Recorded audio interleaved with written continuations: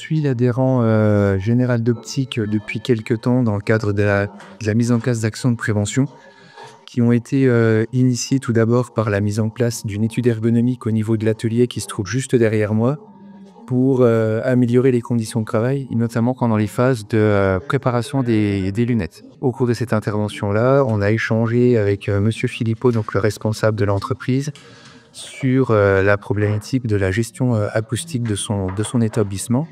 On lui a proposé d'intervenir conjointement avec l'INRS pour justement bénéficier de conseils d'experts sur la gestion de cette thématique dans son entreprise. Donc cette démarche de réduction du bruit, elle s'articule en 4 points. Donc le premier point, ça va consister à faire une première observation du local.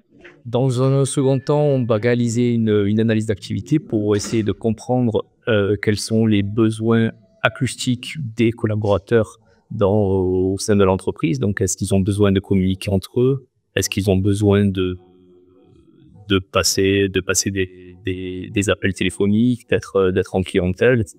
On a une autre partie de la démarche qui va consister à déployer un questionnaire pour récupérer le ressenti des salariés vis-à-vis de l'environnement de travail de façon globale, et puis plus spécifiquement d'un point de vue acoustique, savoir quelles sont les sources de bruit qui vont les gêner. Et enfin, on a une dernière partie qui va consister à objectiver la qualité acoustique locale, donc avec des mesures.